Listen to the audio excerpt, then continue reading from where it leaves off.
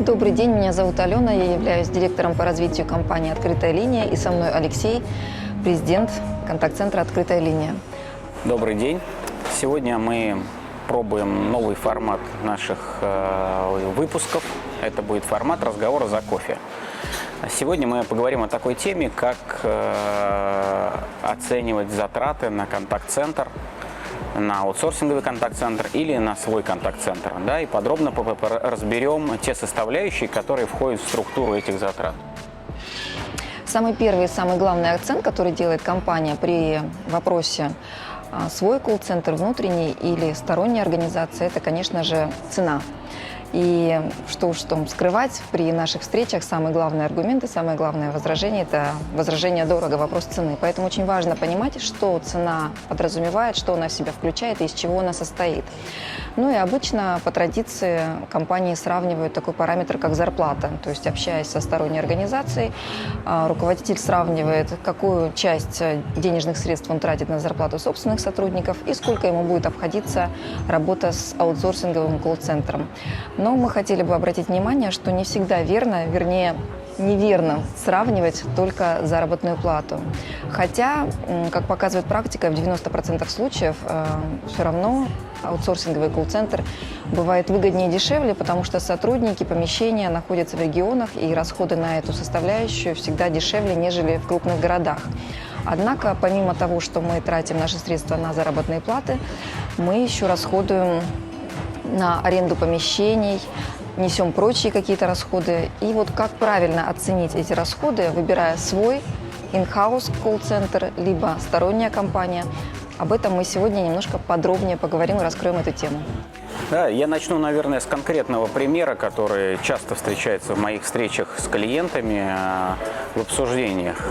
Меня спрашивают, ну вот нам надо 5-10 человек для того, чтобы вы обслуживали наш проект.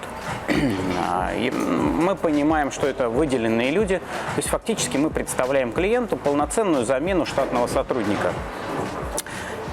Меня спрашивают, сколько это будет стоить. Я говорю, это будет стоить, ну, допустим, 60 тысяч рублей. Клиент мне говорит, это дорого, я в Москве могу нанять себе оператора за 40 тысяч рублей. Ну, давайте разберемся. Что такое 40 тысяч рублей в Москве? Это если к этим 40 тысячам рублей прибавить взносы в пенсионные и социальные фонды, мы получим, что стоимость такого сотрудника будет стоить уже в районе 60 тысяч рублей. Если мы к этим 60 тысячам рублей добавим затраты на аренду, на организацию рабочего места, на интернет, на какие-то коммунальные услуги, чай, кофе, на какие-то пакеты социальные для сотрудника, даже не говоря про работу других подразделений, то стоимость такого сотрудника для компании уже будет превышать более 100 тысяч рублей. И вот когда руководитель, который правильно разбирает и может посчитать все эти затраты, получает реальную цифру у него, он уже может делать сравнение довольно правильно и с аутсорсингом. Да? Тогда уже будет понятно, насколько выгодна цена аутсорсинга. Или же он находит какие-то другие плюсы, в том случае нужно ему использовать свой собственный колл-центр или привлекать подрядчика. Но если разбираться пошагово, первый этап – это этап найма наших сотрудников. Для того, чтобы нанять их, необходимо найти, прособеседовать. Это работа рекрутера, это работа специалистов по собеседованию. Следующий этап – это обучение. Обучить, повысить квалификацию, ввести в курс дела, проконтролировать, обеспечить рабочее место, подготовить программное обеспечение. Все эти вопросы приходится решать различным специалистам, на которые компания тоже несет определенные затраты. И для того, чтобы обеспечить гарантированный сервис, вся эта команда должна работать слаженно. А теперь сравним. Если у вас в штате по каким-то причинам сотрудник заболел, уволился, вам необходимо что-то предпринимать как руководитель. Вам надо заменить его временно или постоянно. Ну, понятно, что вы открываете найм, начинаете тратить на найм какие-то деньги, а параллельно вы начинаете выводить в дополнительные смены на замену каких-то своих собственных сотрудников. При этом вполне часто бывает такая ситуация, что необходимо платить за сверхурочные. Да? То есть это превышение нормы часов в месяц, и работодатель вынужден платить по двойной ставке за заработную плату таким сотрудникам. В В случае с подрядчиком такой проблемы не возникает, потому что если в договоре у вас написано, что подрядчик вам должен предоставить 5 операторов, это его головная боль, это его проблема, как обеспечить эти 5 человек, чтобы они были в смене. То есть если у него человек заболел, если у него человек уволился, он должен предоставить полноценную замену. На вашей цене это никак не скажется. Вы как платили ему оговоренную сумму за сотрудника, так и будете платить. И если более подробно останавливаться на вопросе найма, допустим, мы отсматриваем 600 резюме. Ну, по нашей практике 600 резюме – это значит, половина примерно придет к нам на собеседование. Вторая половина нам не подойдет уже на этапе рассмотрения резюме по каким-то характеристикам кандидата. Приходит к нам 200-300 человек на собеседование. Из них тоже какой-то процент отсеивается. В результате всех этих этапов, первичное собеседование, вторичное собеседование, остается в воронке на этапе аттестации кандидата 20-30 человек. Из этих 20-30 человек 5-10 будут с нами работать. И не факт, что эти 5-10 останутся после испытательного срока, потому что либо работодатель может быть недоволен сотрудником, либо сотрудник поймет, что это не его компания, не его функционал, не те задачи, на которые он рассчитывал. То есть вот эта вот воронка, в которой было 600 резюме, настолько вот сужается и проводится колоссальный объем работы специалистами по найму, подбору, адаптации и обучению персонала. Это тоже затраты, которые необходимо учитывать. Не только затраты, это огромная работа, и в том числе иногда, и если предприниматель сам нанимает или увольняет людей, это еще и психологическая определенная ответственность, да, то есть как уволить человека, нужно ли ему при этом, и сколько при этом нужно ему заплатить. Да, в случае с подрядчиком такой ответственности нет. То есть есть необходимость поменять человека, он некачественно выполняет работу. Заказчик просто информирует своего подрядчика о том, что поменяй человека. Или мне больше не нужно такое количество людей, давай сократим количество людей со следующего месяца. То есть не нужно думать там ни о больничных, ни об увольнениях, ни о каких-то других проблемах. То есть все прописано в договоре. Ну, еще один такой аспект, о котором следует поговорить, это контроль работы наших операторов. Прежде всего контролирует их работу руководитель, это начальник подразделения, руководитель подразделения, отдела. Но помимо этого существуют еще автоматизированные системы, которые следят, когда оператор вошел в линию, сколько он там пробыл, его средняя длительность разговоров, сколько он удерживал на паузе разговора и так далее. И если вдруг показатели, эти метрики выходят из установленных регламентов, тогда с этим сотрудником проводятся соответствующие работы. Конечно же, все это тоже требует внимания, средств, времени, как со стороны руководителей, так и со стороны персонала, который работает на этом проекте. Таким образом, мы понимаем, что мы как заказчик, как компания, которая нанимает подрядчика, мы понимаем, что необходимо постоянно заниматься вопросом контроля. И это не только ручной контроль, но и автоматизированный.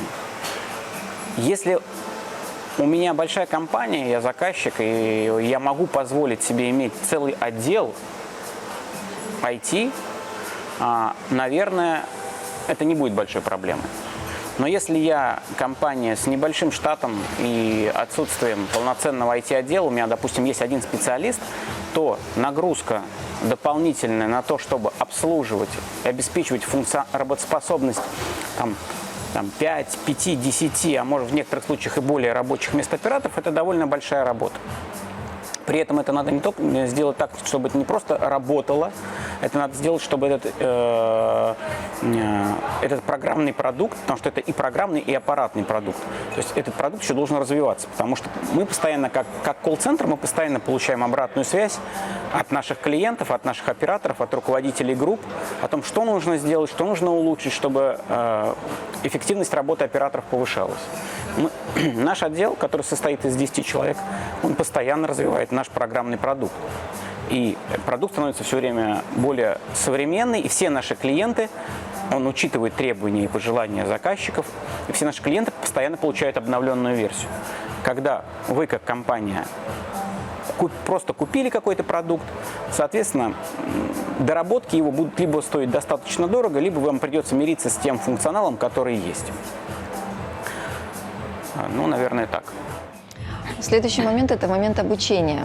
Ведь обучать сотрудника нужно не только, когда он входит в коллектив на период адаптации, но также и затем повышая его квалификацию. Здесь можно рассмотреть несколько моментов, например, обучение этикету, сервисному обслуживанию, работе с различными типами клиентов, проработки конфликтных ситуаций, либо, например, то, что касается процесса продаж, повышения конверсии, техника продаж. И в нашем случае работает целый штат специалистов, которые могут прорабатывать отдельные вот эти вот блоки, о которых я сказала. В случае, когда у нас in-house колл-центр, обычно этими задачами занимается руководитель подразделения. Ну и что уж тут скрывать.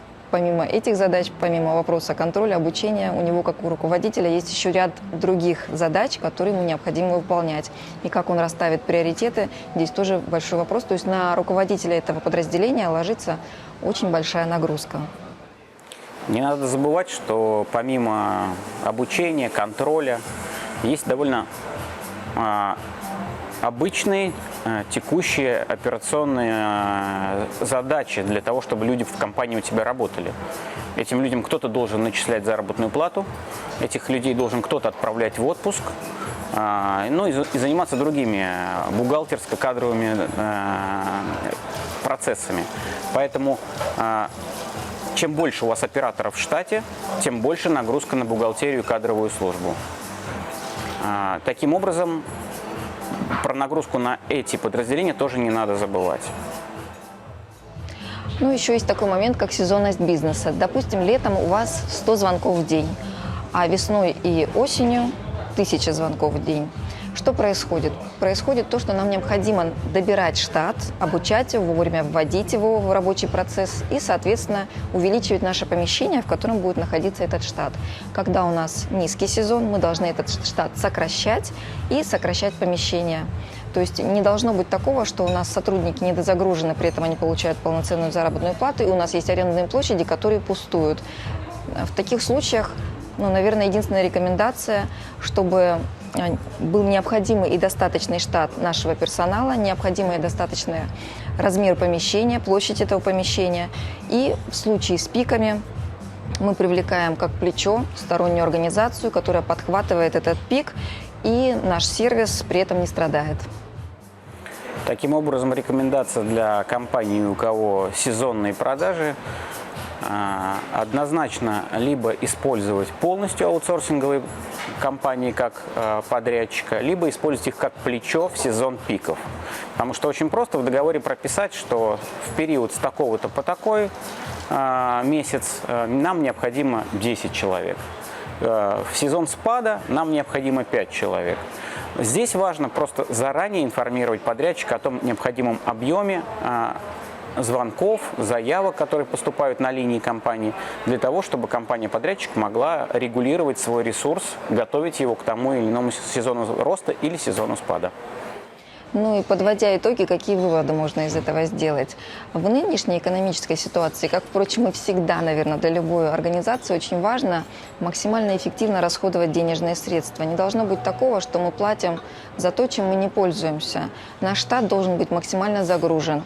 Наши помещения должны максимально отрабатывать свое пространство. Если они недозагружены, компания теряет деньги. А деньги необходимо инвестировать в будущее, в развитие технологий, в прибыль акционеров, в какие-то мотивационные программы для сотрудников, материальные, нематериальные. И таким образом компания будет себя чувствовать более уверенно, с уверенностью смотреть в будущее, оптимистично.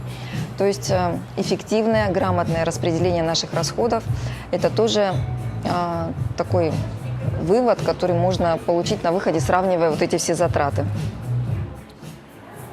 Я обычно делаю так, когда я сравниваю необходимость привлечения какой-то компании-подрядчика или наличие своих собственных специалистов, я составляю таблицу, в которой я описываю приоритетные для себя ожидания. То есть что я ожидаю? Я ожидаю масштабируемости, например, да? Я ожидаю качества, я ожидаю вложиться в какой-то свой бюджет, который я рассчитываю, ну и, возможно, какие-то другие параметры, там, быстрая коммуникация, наличие системы автоматизированного контроля и так далее. Я составляю таблицу и прописываю, и раздаю каждой позиции свои веса. То есть какому-то весу там 20%, какой-то позиции 30%, 10% и так далее. Затем я расписываю затраты на свой собственный штатный колл-центр, например, да, и затраты на компании, которые дают мне коммерческие предложения. Проводя в итоге сравнительный анализ этих весов, я получаю на выходе, что цена влияет, например, у меня так или иначе, то есть она может быть у кого-то выше, у кого-то ниже, но качество, например, лучше у другого контакт-центра. А возможность масштабирования и наличие автоматизированных систем у третьего. Но в итоге вы получаете итоговый рейтинг всех ресурсов и делаете как предприниматель, как владелец бизнеса свой выбор, что использовать правильно. И вам рекомендую делать то же самое. Подробную таблицу, я думаю, пример такой таблицы мы выложим приложением к ролику. Наверное, на этом все. Будем заканчивать. Сегодня такая пробная история с разговорами за кофе. Вот, надеюсь, это будет интересно и полезно.